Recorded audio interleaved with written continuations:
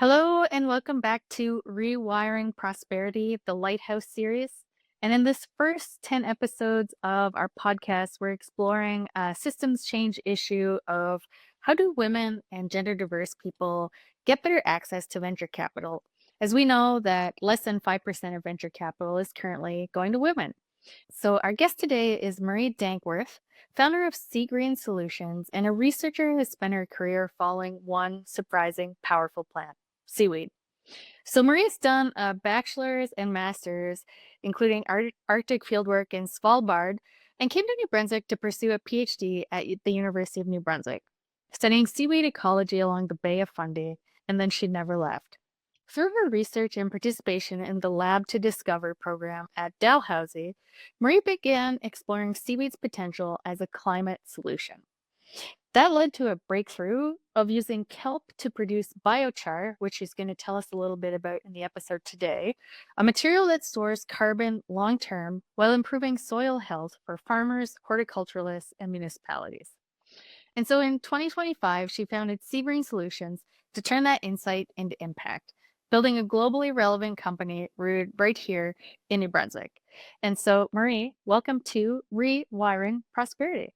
Thank you. Thanks for having me. I'm excited.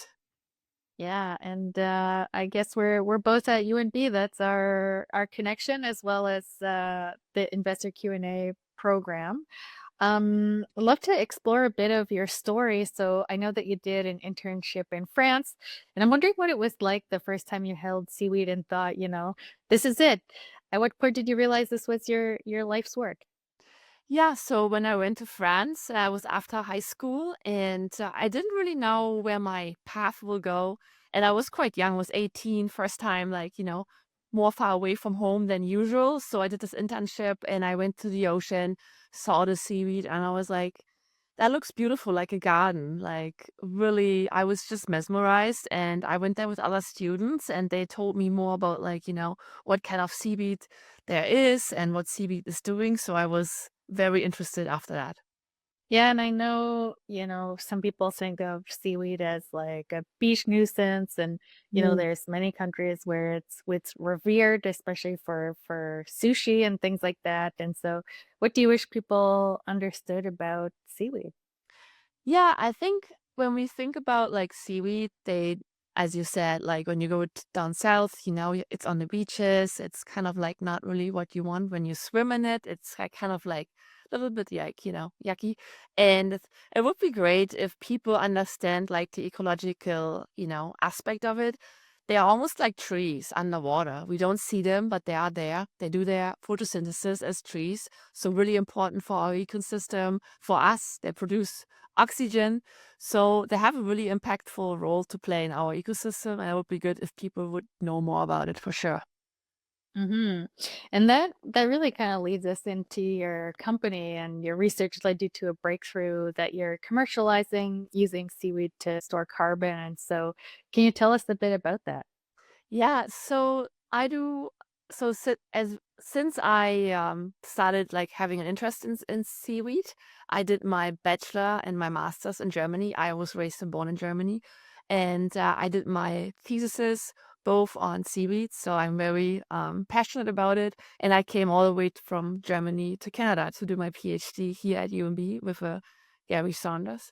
And why I was talking to people about my research, they were like, "Ah, seaweed is so fast growing, a foot per day. They sequester so much carbon compared to trees, and they can do it really efficiently."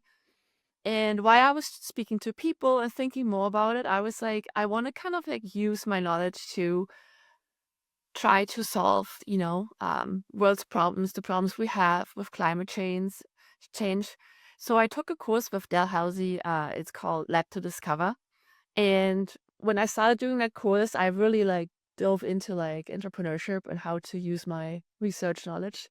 And I thought first I wanted to have a kelp farm, grow kelp, and maybe go into the carbon credit market. But I realized fast I wasn't really a great kind of like it was a good idea, but it wasn't necessarily like a business. So after some time, I did more research, and I was like coming to biochar, and I don't really know how it happened, but it just came across biochar, and I was like, that could be something. So yeah, the biochar perspective is like a full circle kind of, because the seaweed grows and it sequesters the carbon.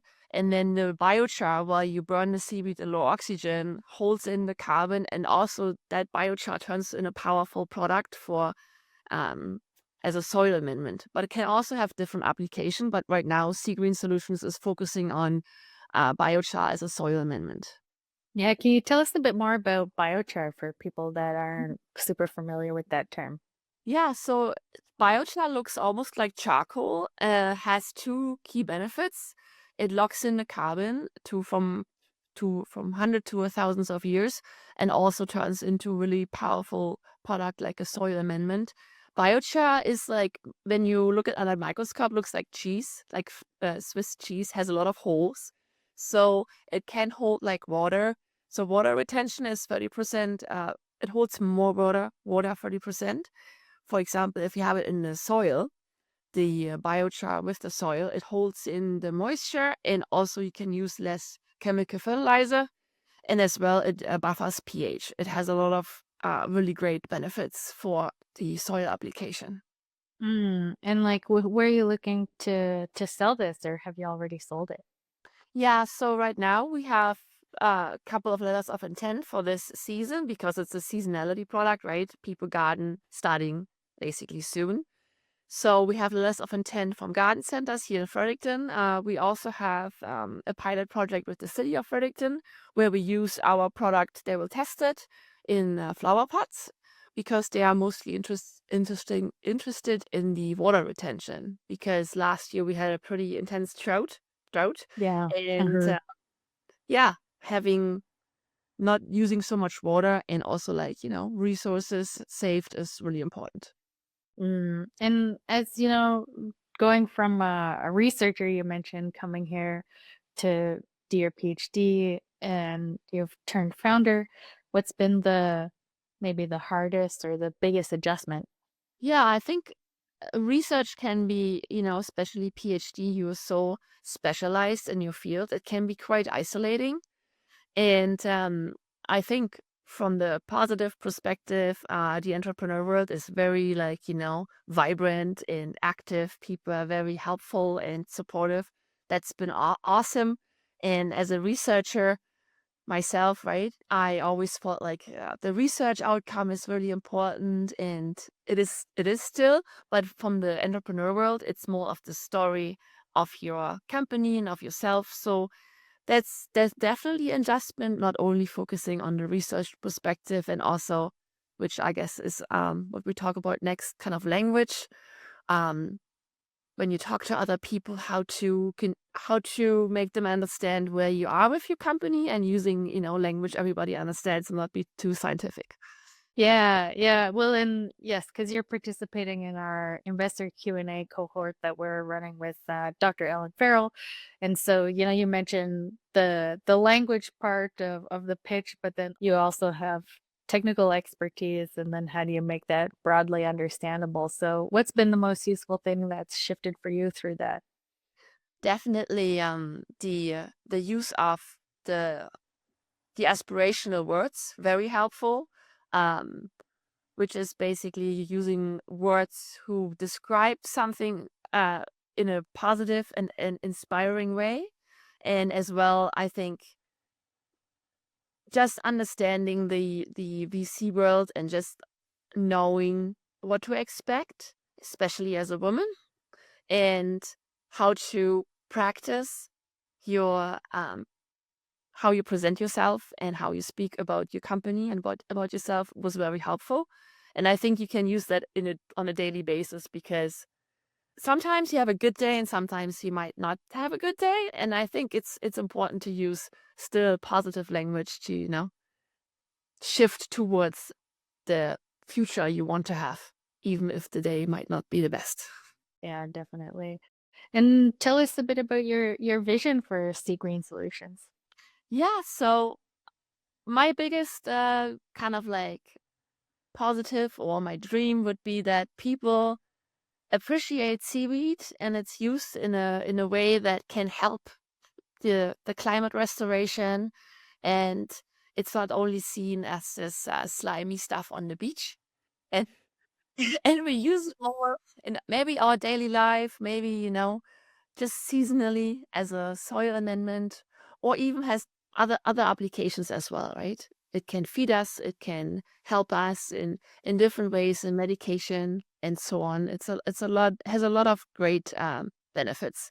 Yeah, I do actually buy Dulse salt from the local one of the local grocers. So yes, many applications. Yes, very much. Yeah. So we talked a bit about seaweed as a climate solution. What's the bottleneck, do you think?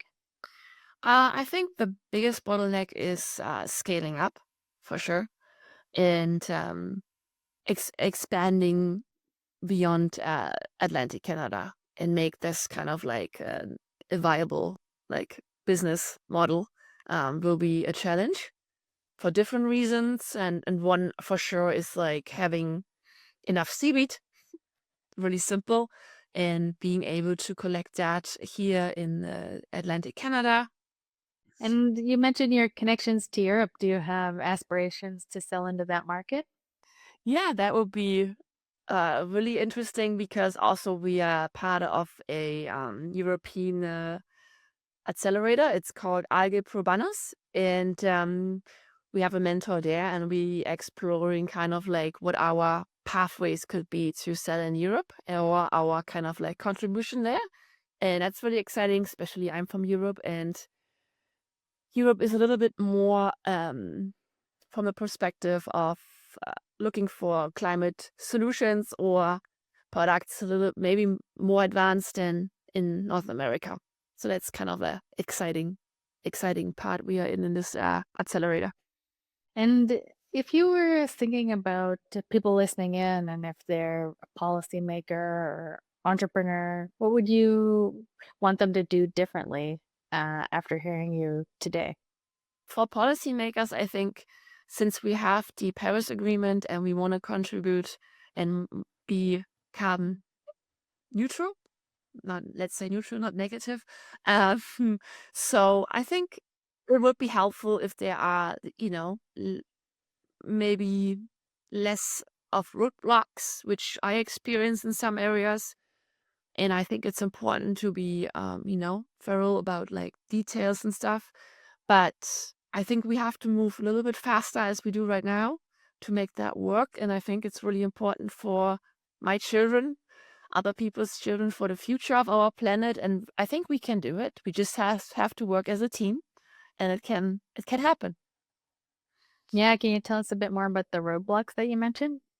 Yeah, so, for example, like, I think New Brunswick has a lot of options with like, farming, for example. And I think kelp farming is done in Maine really intense. And also Nova Scotia, for example, is doing it to some degree. And it seems a little bit like, hesitant on the New Brunswick side. And I think, as I said, it's important to look at all the pros and cons.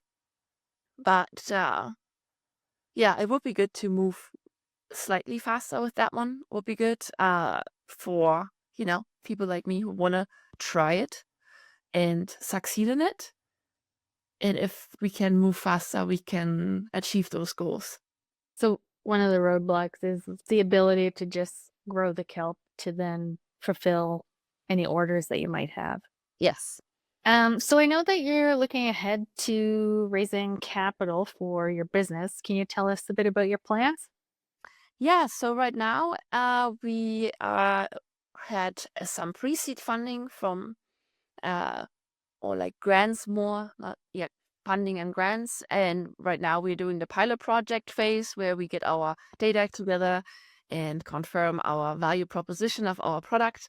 And after that, we will raise around in November, we want to raise some funds to scale up and also look into, having our own little facility in New Brunswick and look how we can achieve those goals to make this company, valuable and also scalable in sense of having the product we need to have the orders supplied.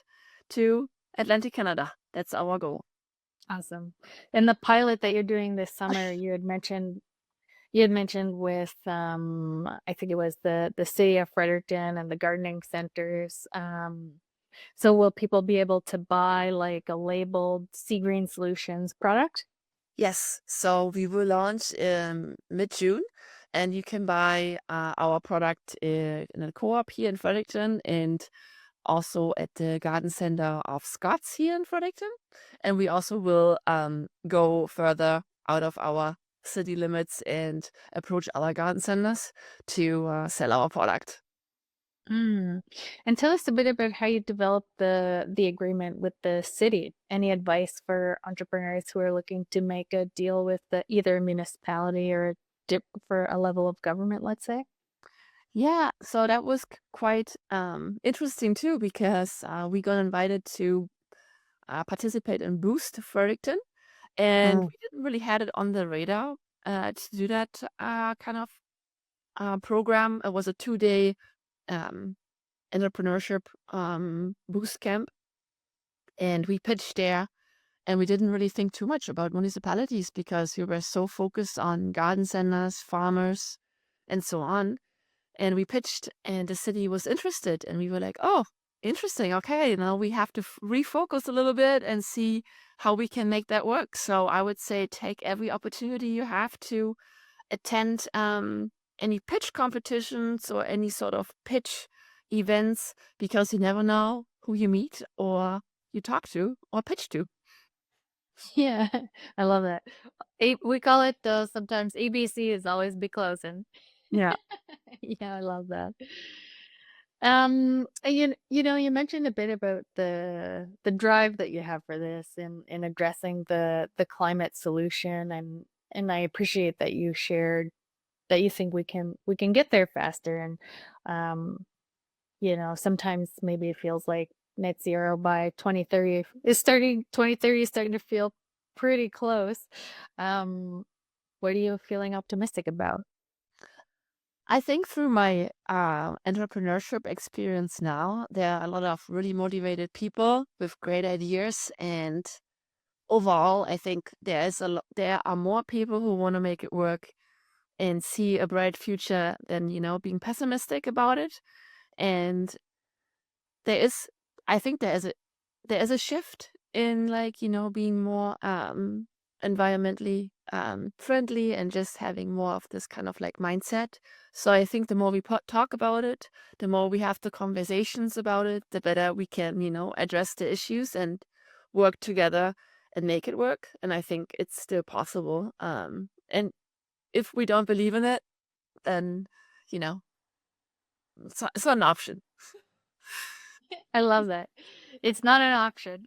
Well, and you know, a fellow UNT or Bob Skillen has partnered with a group of really lovely folks to offer something called Kingsbury Conversations this summer in June in St. Andrews, and really part of what they're hoping to do is it really like it reminded when you said what you shared your vision to be, it really reminded me of what they're doing. And, you know, they want Atlantic Canada to be the beacon of hope for sustainability, to understand what you said. We don't have an option but to be optimistic about Yes. being able to achieve these goals. So Yeah. yeah, I really appreciate that. Yeah. Any final thoughts for people moving from academia to commercializing their research? What if any advice would you give them?